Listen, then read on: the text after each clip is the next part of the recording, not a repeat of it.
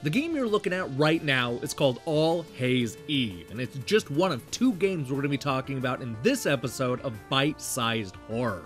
This is the show where we talk about short games and cheap scares, chronicling the indie horror games you may have missed. Today we're going to be discussing the free point-and-click adventure game Midnight Scenes, and the trick-or-treat first-person puzzler All Haze Eve. Let's find out which of these 2 games is actually worth playing.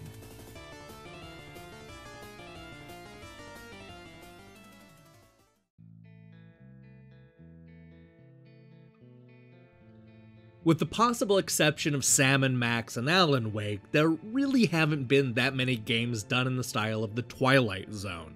That's about to change, because Midnight Scenes is a classic point-and-click adventure game that is so close to the classic anthology TV series that just about the only thing missing is Rod Serling.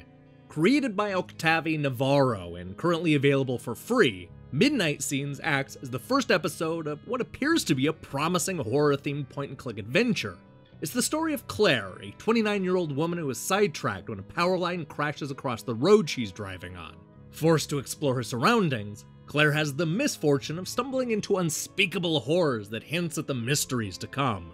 Chances are, the first thing you'll notice about Midnight Scenes is that it's absolutely gorgeous. There's a reason for that. If the name Octavi Navarro doesn't ring a bell, you may know him based on his recent work. This is the guy who worked on the art for Thimbleweed Park, and the connections are obvious. Midnight Scenes looks and plays like the classic LucasArts games I grew up loving, and the style alone is one of the main things to draw me in. Unfortunately, the first episode of Midnight Scenes is painfully short and ends abruptly. We get a couple of locations and some intriguing mysteries, but it will only take about 10 minutes to beat.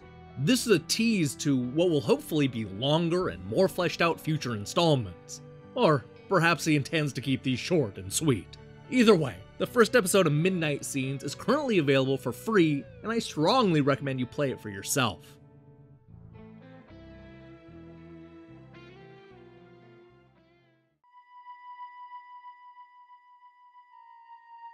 As somebody who grew up in the middle of nowhere, Halloween has never been about going door to door and tricking people out of candy. What I did was stay home and marathon horror films, which is probably a lot healthier for me. As a result, I've always been fascinated by trick-or-treating, a theme that's explored in the brand new first-person horror game All Haze Eve. Much like me a few decades ago, the star of this brief adventure game is a guy who isn't supposed to go out trick-or-treating. But with an invitation in hand and a costume at the ready, we rebel against authority and decide to venture out into the fog to find some candy.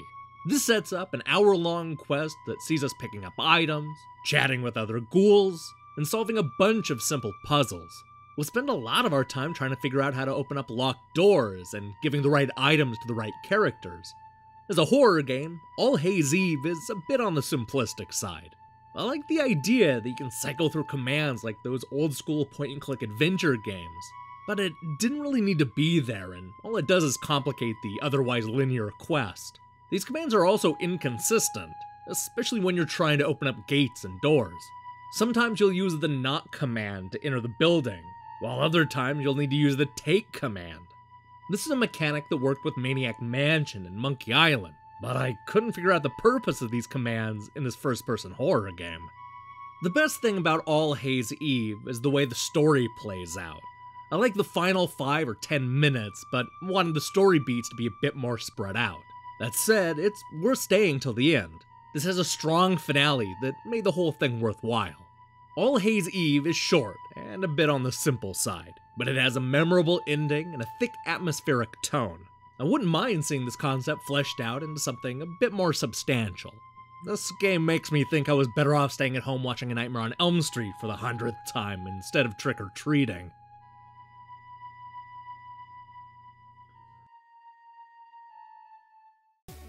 Hey, thanks for watching me talk about bite-sized horror games. So, here's the question of the day. What is your favorite Halloween-themed video game? I'm not talking about scary games, but rather games that are actually set on or around Halloween.